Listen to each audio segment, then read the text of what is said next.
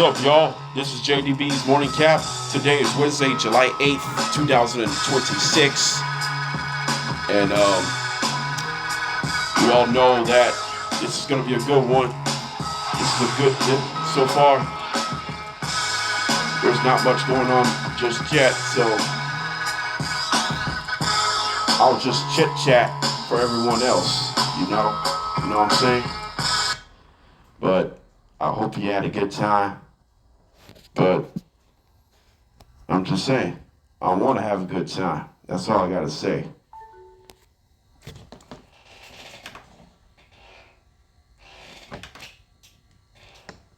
So with that being said, that I just want to get off to a really good start here today. No matter what happens about this. So we had several things to get to here today. I'm going to do like a 10 minute segments. So I'm going to do that right now. First, let's start with the New York Yankees as the Yankees battle the Tampa Bay Rays in Game 2 of this 4-game set. Keep that in mind. Yankees come off a 5-1 win on Monday. And Cam Schiller's performance on the mound and Jose Caballero's two home run performance was enough for a 5-1 win on July 6th. But Game 2, that was Game 1 of the 4-game set on July 6th, which is last Monday. Game 2 was yesterday of this 4-game set. Yankees battle the Rays for a 4-game set. Rays and Yankees are 3 games separated. Rays are first place by 3 games. Entering yesterday's game, it was Will Warren versus Ian Seymour. Between Warren on the mound for the Yankees, Seymour for the Rays. So how Warren went? He went 4 innings, 7 hits, 6 earned, walked 2, struck out 3. He gave up 3 home runs. Warren gave up 3 home runs, 1, 2.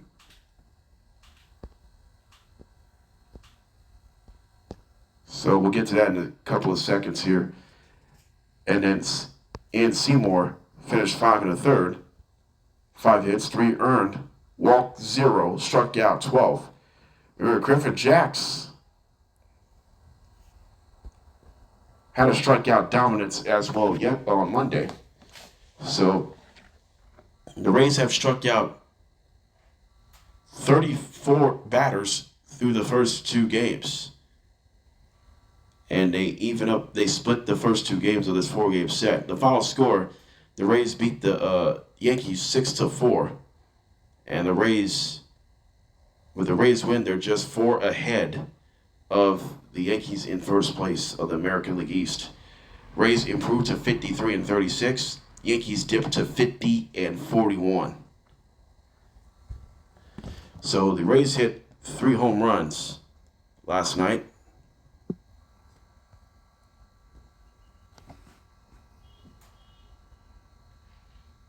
Victor Meza Jr. hit a home run in the 2nd inning for the Rays. Hunter Fiducia hit a home run in the bottom of the 4th. Yanni Diaz also homered in the bottom of the 4th. The Rays hit 3 home runs last night in a 6-4 victory. So the Rays are one of the lowest slugging teams in baseball. But since June 22nd, they're the highest slugging team in baseball. And largely is Junior Caminero. Junior Caminero has homered in 10 of his last 13. He has homered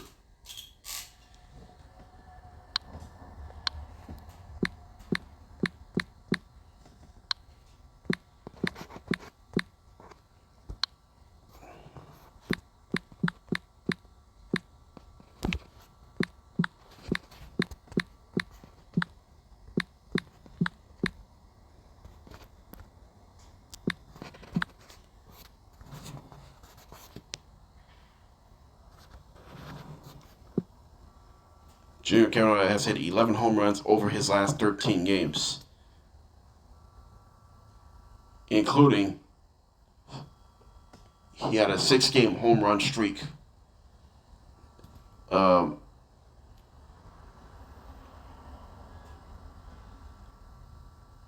He became the youngest player in the MLB history to have a 6-game home run streak. He had 8 home runs over his last 6 games alone. So far, Junior Caminero has 26 overall home runs this year, and he's participating in the home run derby once again. Junior is on pace for a possible franchise record. So, most home runs by a player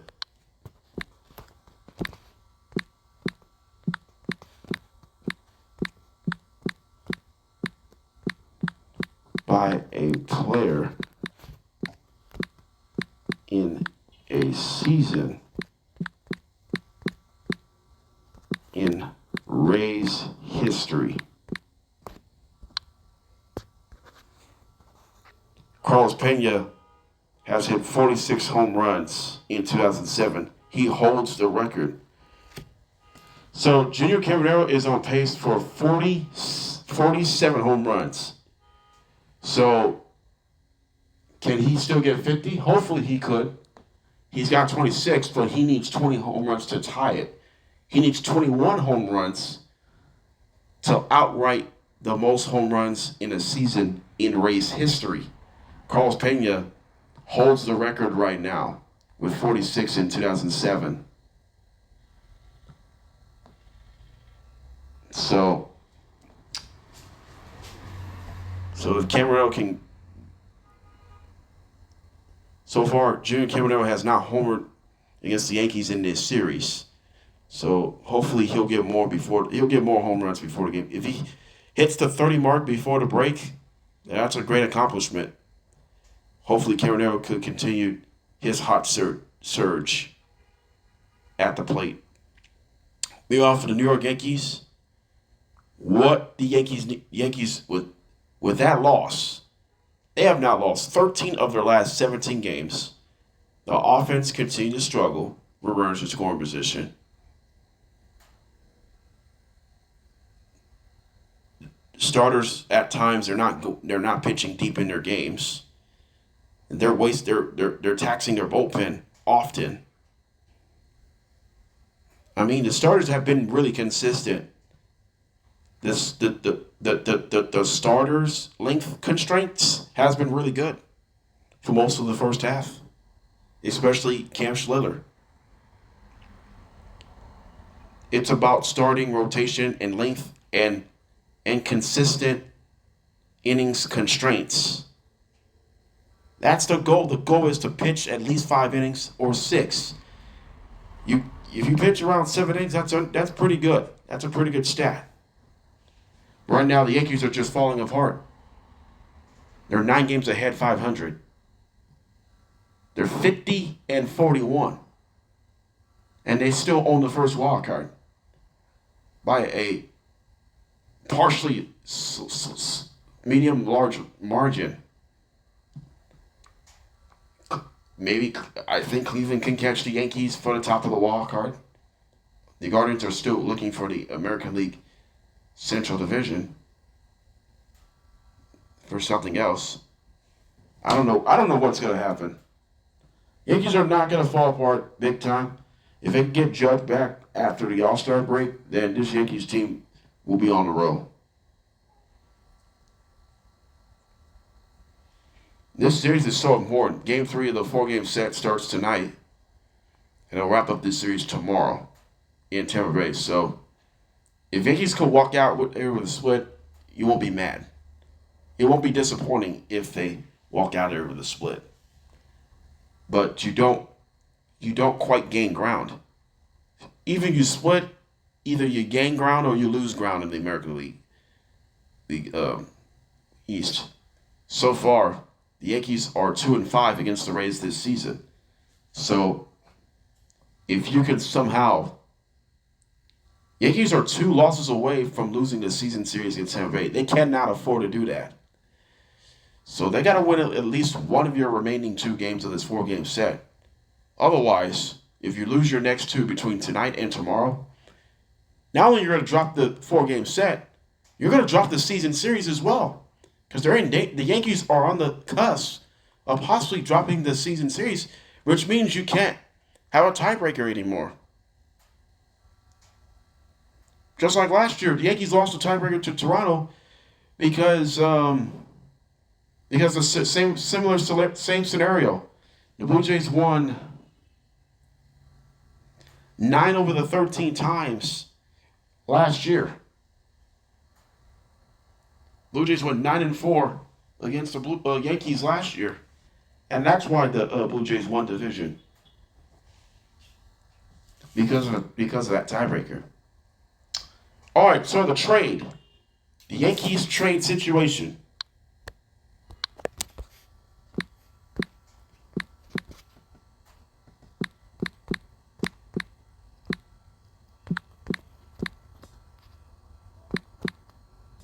What is the situation for the Yankees? How aggressive are the Yankees going to be? To me, Yankees need a offensive catcher's production.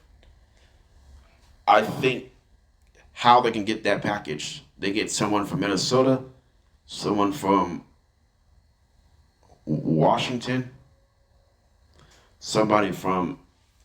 They need some type of contending team,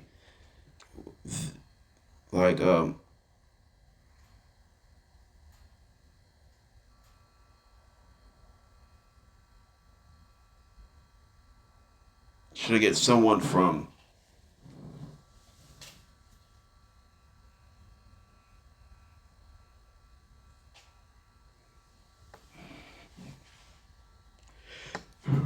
who would they need? As far as I'm concerned, they need catcher's production. They need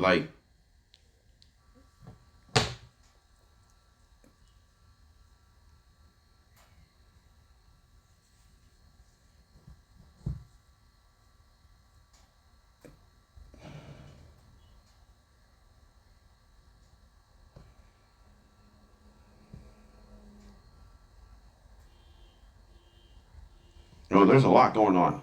Minnesota, Ryan Jeffers, or someone from Baltimore.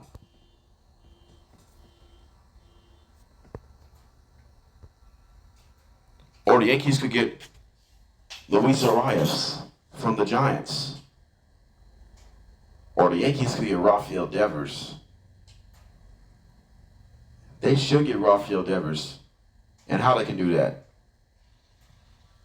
That puts Anthony Volpe. Anthony Volpe is going to the San Francisco Giants. That also puts a prospect of pitchers are going to the Giants from the Yankees. Prospects like it could be AA, AAA, single A, low A, high A. Or should Yankees benefit Tariq Skubal from Detroit? Or should they benefit the bullpen closer from the Padres, Mason Miller? I'm not sure A.J. Preller is going to have a good idea from San Diego.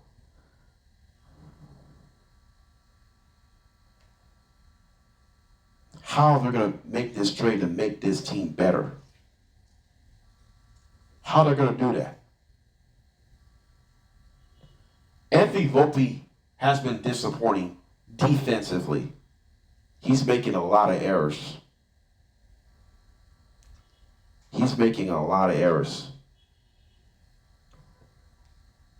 And I tell you that, when he's making hella errors at shortstop, there's a lot to blame for.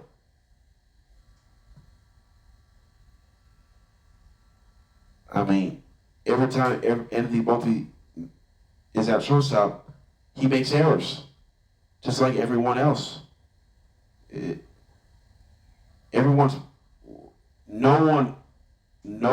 Nobody other than Volpe makes more errors. Nobody has made more errors than Anthony Volpe.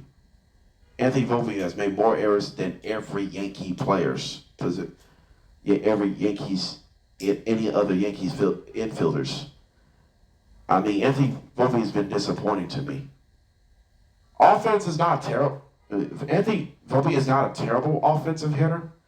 He hasn't necessarily hit for average.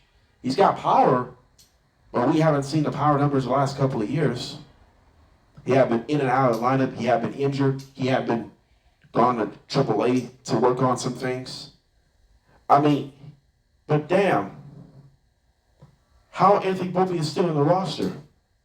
He should be traded right now. No disrespect. I like Anthony Volpe as an offensive player, but I hate Anthony Volpe as a defensive shortstop. I just don't like the fact that I just do not like the fact they've been going through it. I mean, this team has been going through it way too much. You hate to go through this in the process right now. You really do. You really hate to go through this.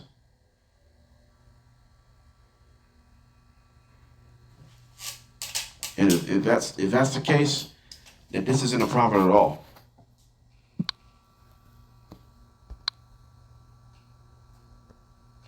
All right, we're going to take a break. We're going to talk Brandon Aiyuk situation in San Francisco. We're also going to talk about, do you think the Celtics season is going to get better or worse? And then Raiders will probably start battle their quarterbacks between Kirk Cousins and Fernando Mendoza, who will take the week 1 job.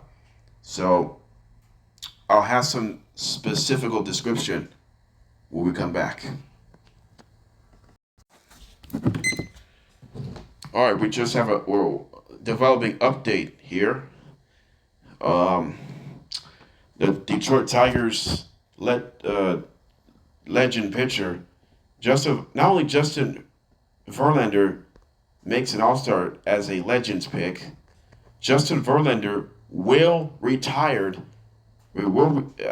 Justin Verlander will retire after the 2026 season.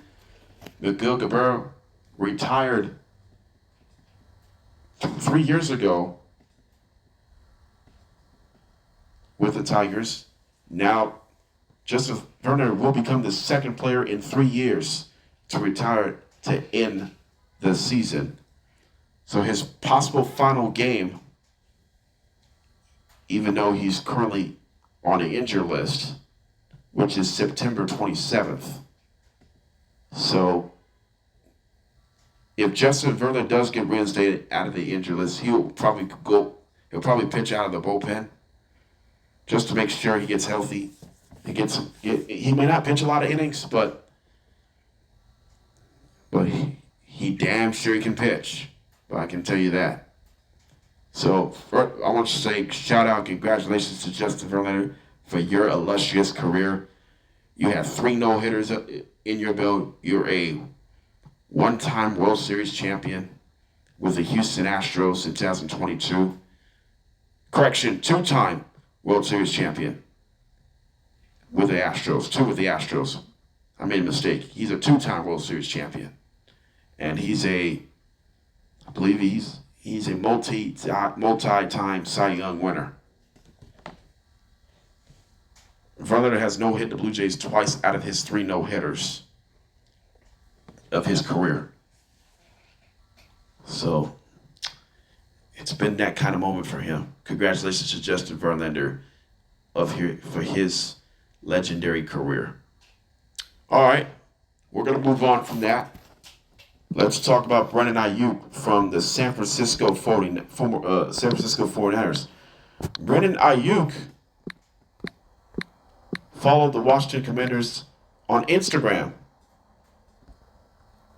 He unfollowed the 49ers. So they say the Niners are not to expect to reinstate Brandon Aiyuk. It looks like Brandon Aiyuk is leaving San Francisco for good. Looks like he probably a commander to work with Jaden Daniels. So here's my question.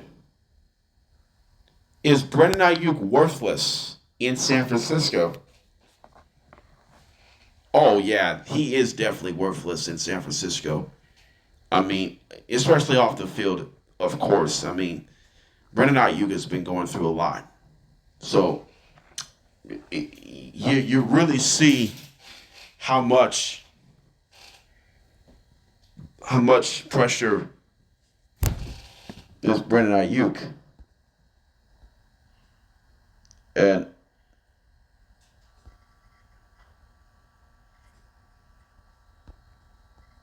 I mean, I'm not saying that Brandon Aiyuk's career could be at crossroads. I'm just saying that Brandon Aiyuk just don't want to be here. He just don't want to. He just don't want to be in San Francisco. I mean, Brandon Aiyuk is frustrated, but the only thing I'm not going to worry about.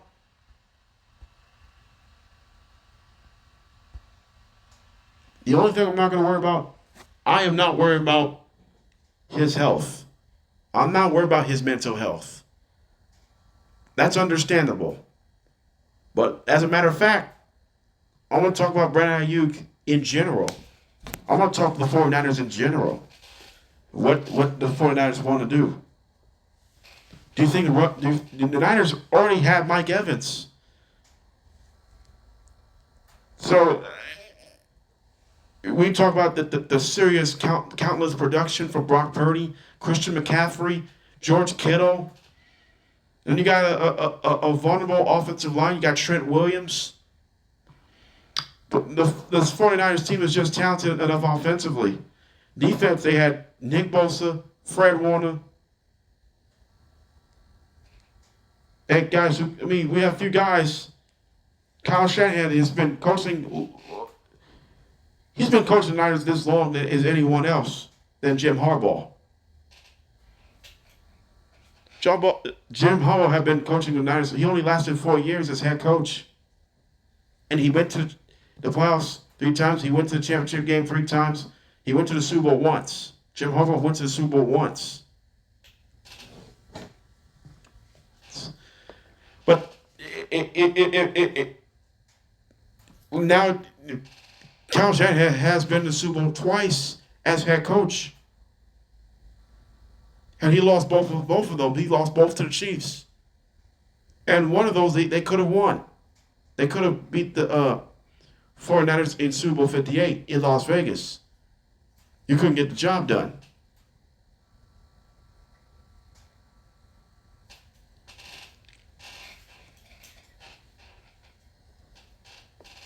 Now here's my question. Should the 49ers miss the playoffs? No. I think Niners are clearly better off without Brandon Aiyuk. And that's not out of this question. Brandon Aiyuk could have done anything wrong with this. And he can restructure his contract from different teams. If he can sign, he could have released him. What should he do? Should the Niners release Brandon Aiyuk? Oh, yeah.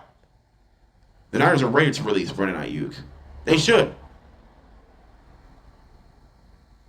And I know this is good. This isn't helping much, but we just know that these guys can always play it out.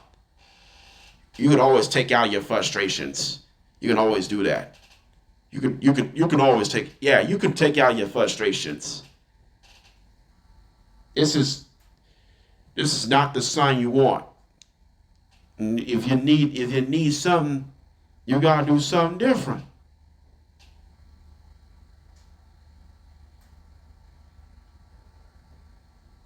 But no disrespect, the San Francisco 49ers are ready to give up on Brandon Aiyuk. It's like a slim margin. It's like a slim margin, huh? It's like a slim margin.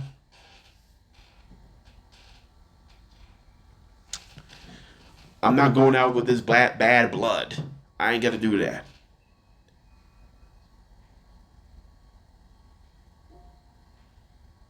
I mean, hell, there's no love lost because of you.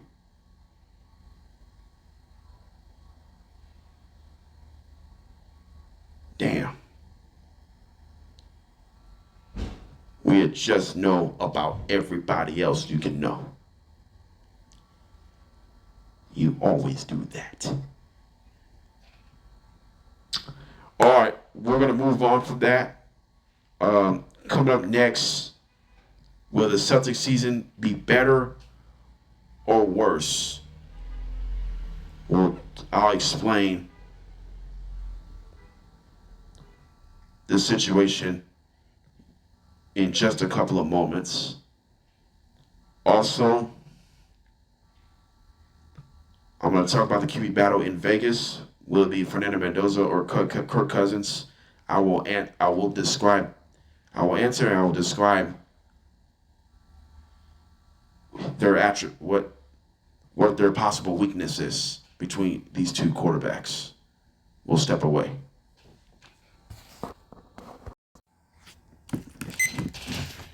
Welcome back to JDB's Morning Cap. Let's take a look at the potential starting lineup projections for the Boston Celtics. It will be Derek White, point guard. Shooting guard is Peyton Pritchard. And then you got Paul George, small forward. Jason Tatum, power forward. And Mitchell Robinson,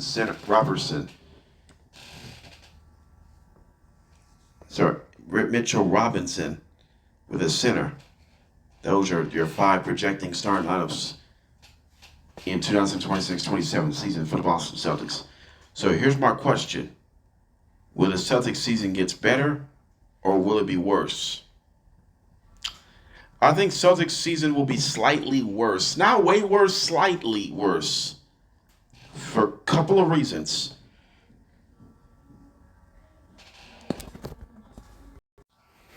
Yeah, I say slightly worse for the Celtics as far as their season.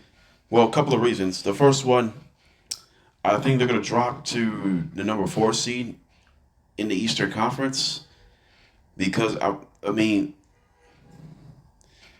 we could end the season 50. We could be. My prediction is 50-32.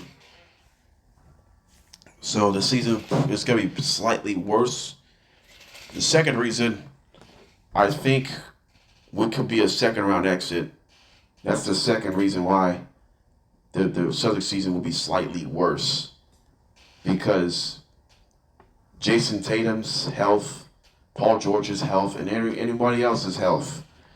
Because this season might be slightly worse. I won't say way worse, slightly. So the Celtics are clearly facing the minimum pressure.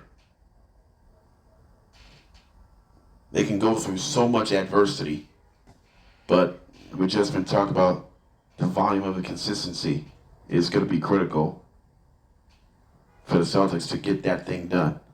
But as a matter of fact, they should put this one together with veterans and all that stuff. But this is what you can situate themselves. But now they could really put this all together. They could put it all together if they can start winning that right now. But it wasn't the worst case scenario. At least you got to put this one behind it, if that's gonna be the case. But you don't want to make any difference. You can make your difference. You got yourself a deal. All right, one more segment. It's the Las Vegas Raiders. So I'm gonna talk the Raiders for about 5 minutes here, and then I'll wrap this up. All right, so the Raiders are dealing with a quarterback battle in Las Vegas. Kirk Cousins and Fernando Mendoza. So, who should we start week one? Should I choose Kirk Cousins or should I go with rookie quarterback Fernando Mendoza? As of right now, I gotta start with the experience first. I'm gonna start with Kirk Cousins. Um, Kirk Cousins, he's been a starter quite a long time. He's been bouncing around the NFL quite a long time. Most seasons he spent in his career is the Minnesota Vikings. He joined the Minnesota Vikings in 2018 through 2024 season.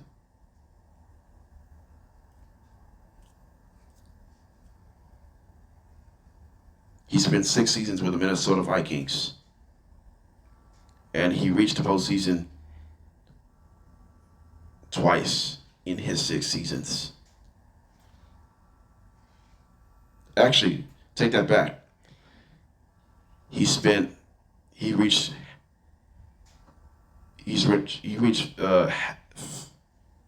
half of his 6 seasons. He reached 3 postseasons. He had one in 2019. He had one in 2022.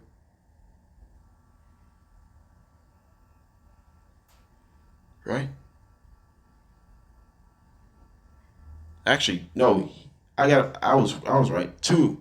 He reached 2 postseasons as a Vikings quarterback. Kirk Cousins, he reached 2 postseasons, 2019 and 2022, including Kirk Cousins won 13 games for him with Kevin O'Connell in 2022-23 season before a wild card loss to his New York Giants. So I think the Minnesota Vikings, they're just still searching for consistency for that one here. So I think Kirk Cousins should even matter the most here in this one here. So he'll probably get some of his starts. Then if Kirk Cousins struggles, then we'll give it to Mendoza for the rest of the year. So we'll see how that plays out. So Clint Kubiak is the head coach of the Las Vegas Raiders. He will make a decision whether or not who's going to start. I prefer Cousins for the time being. Let's see how well he plays in the preseason. As for Fernando Mendoza, I will put the week 1 starter on hold because I think he needs more time to develop his accuracy. Here's the pros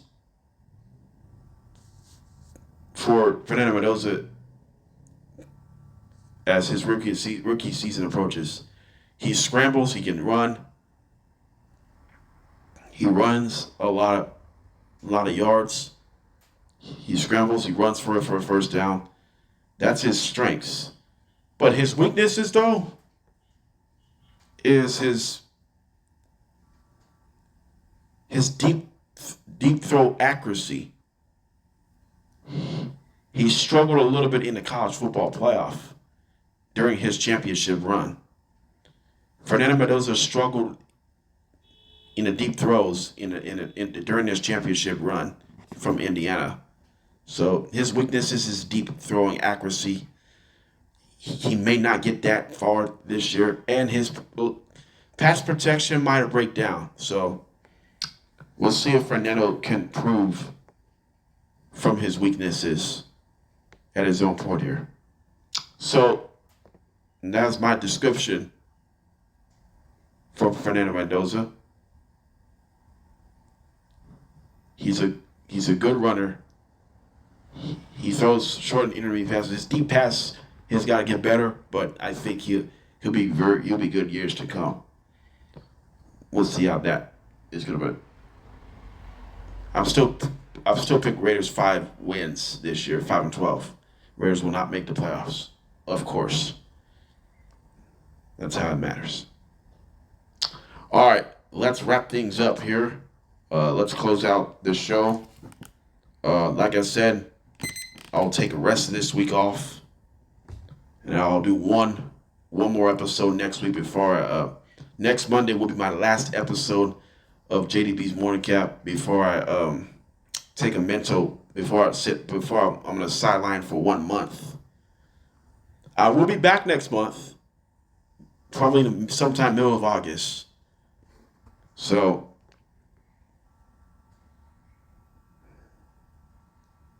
what I'm gonna talk about next Monday, I'm gonna talk all Major League Baseball. First half awards, first half surprises, first half disappointments, and first half playoff picture for both leagues, both American League and National League. I'm going to talk about that next Monday, the only episode I'm going to do for next week. And then I'm going to step out for about 1 month to make sure I'm rested and healed. So that's what I'm going to do.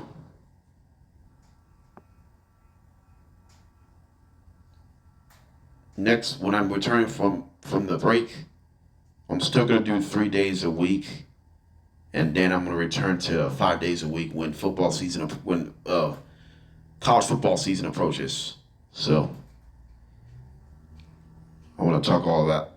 I'm going to talk all that next month, and I'm going to talk Major League Baseball, and I'm also going to talk about Home Run Derby participants and who's going to win. So.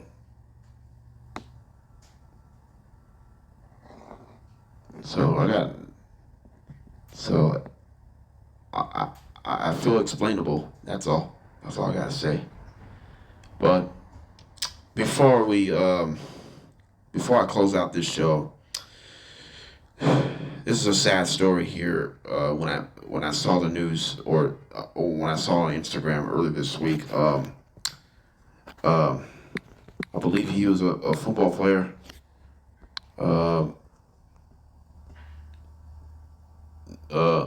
High school football player Nolan Wells passed away in Horn Island. He found missing late last week before they found death. However, Nolan Wells, former high school football player, was 18 years old. We send our condolences to the Wells family for those of you who lost his life. The investigation of the death of Nolan Wells is underway, so we'll keep you updated whether or not there's a possible suspect. So we're gonna positively, we're gonna keep our thoughts and prayers go out to the Wells family for the hard times. So like I said, Nolan, we're gonna miss you. I don't know much about him, but when I saw the Instagram post early this week, it's really devastating right now. They've been gone from missing people to death. Sad, really sad. All right, man. It's time to wrap it up. This is JDB's Morning Cap. I'll talk to you on Monday, the only day I'm going to do a talk show next week, and then I'll take a break after that. Take care.